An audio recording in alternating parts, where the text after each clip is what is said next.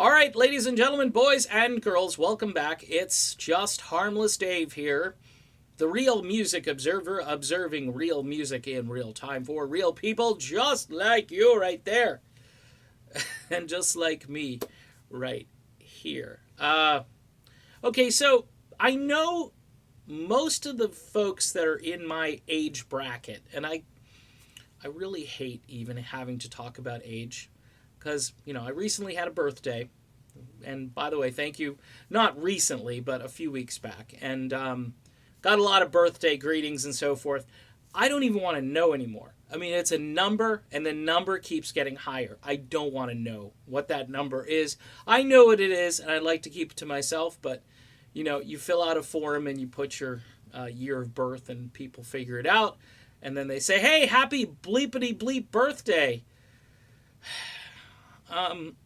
Anyway, most of my friends have checked out of the new music scene for the most part. They may be kind of tinkering along the edges, and if a classic rock band breaks up and a couple of guys go off and do a thing, or they might be mildly interested in it. But most of them are listening to Foreigner, Styx, Journey, REO Speedwagon, Bad Company, Led Zeppelin, Doobie Brothers, Beatles, whatever. Okay, they're listening to the classic rock that I grew up listening to and still love, but at times I'm tired of. Now, I don't mean tired as in, gee, this music isn't good anymore. I mean tired, I'd like to hear something else. Now, as a former radio guy, and I used to do programming, music programming, I used to actually add songs to playlists. I'd get them from the record label. Record label would send me something. I'd listen to it, and I go, I'm going to walk this thing into the on-air studio. I'm going to tell the on-air DJ to put it on right now. If I'm on the air, I'm going to grab it and save it for later when I'm on the radio. All of that is true, and all of that I used to do. And it was great because you had your classics there. You had your Rolling Stones and your Led Zeppelin and your Pink Floyd. And then you'd put on a brand new track by whoever, back in the late 80s, early 90s.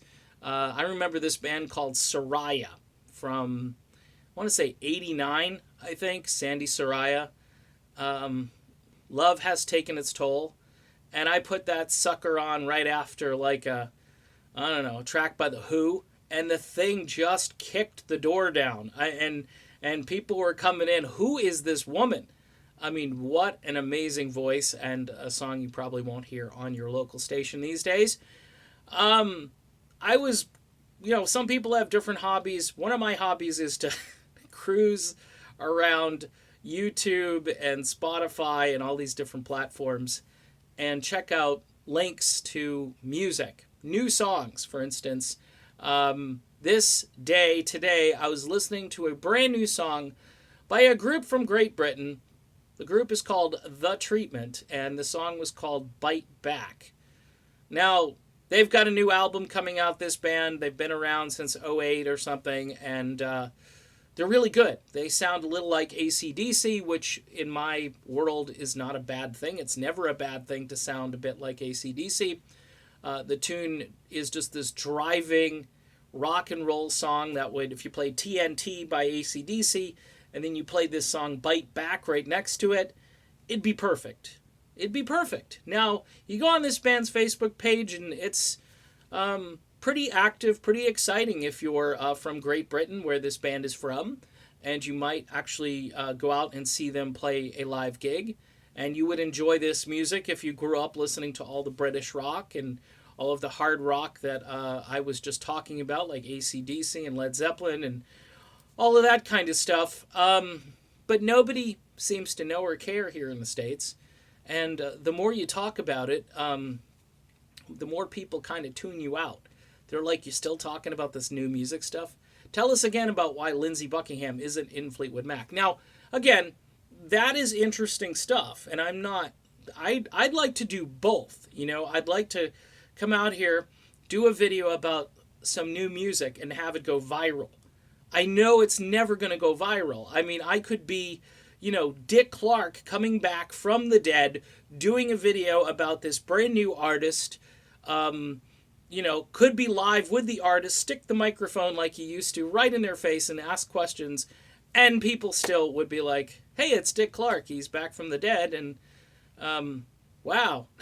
I just didn't think that would happen, but I'm really not interested in new music. I'm going to go back and listen to my Bad Company collection, okay?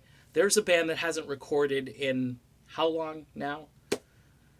So I guess the frustration that I have is that the industry here in the United States is devoted to a certain kind of rock. And you've been seeing little cracks in that armor of letting stuff get through. Greta Van Fleet being the big one. Ghost, and I'm just not sure what Ghost is. Still, I'm trying to figure out that. But this band here, The Treatment, this is rock and roll. This is your basic big fat chords, big hooks, power drumming, Angus Young, Malcolm Young type playing with vocals that, if you like Bon Scott, you can keep your Bon Scott, but you can also hear this guy and say to yourself, hey, this guy's pretty good. It's just sad. Now, if you want to check out the tune, great. The record label, they're not telling me to talk about this. This particular thing just hit me in the head today. And I said, I'm just going to randomly talk about this. This isn't rehearsed. It's not scripted. I didn't premeditate the video. I didn't think about it. I'm just thinking, here's this great tune called Bite Back by The Treatment. All right? It would be perfect. If I were programming, this song would be added to my playlist today. It would be, okay, coming out of the break with the Rolling Stones, and then top of the hour, we're going to play this brand new song called Bite Back. We weren't playing new tracks at the top of the hour in those days, but today, I'm just going to throw it at you. And if you don't like it, you don't like it. See, everybody in the music industry, in the radio industry today, is afraid of the dreaded button pusher, where they change from one station to another. We all were back in the day too, but we seem to take more risks, and we relied on people's intelligence rather than just being worried 24/7 that you were about to change the station and we were going to lose all our advertisers, and that means no revenue, and that means no paycheck for us DJs and for the sales weasels out there, as we lovingly used to call them. I don't know, folks. It's just sad. I mean, nobody's going to search like I do for music. Nobody's going to care. Most people they're going to go to their job. They're going to hang out with their family. And the radio stations were supposed to do the work, okay, and supposed to play the new music, so you could be driving down the road and say to yourself, hey, that's good. Wonder what that is. I'm going to check that out when I get home. Or I may call, hey, I've got hands free. I'm going to call the station right now and ask him, what was that? And the DJ will say, well, that was a brand new tune by The Treatment. It's called Bite Back. They've got a brand new album coming out. They'll be on tour. And here in the States, they probably won't come anywhere near this place because nobody here plays their music. But, our radio station did it by accident.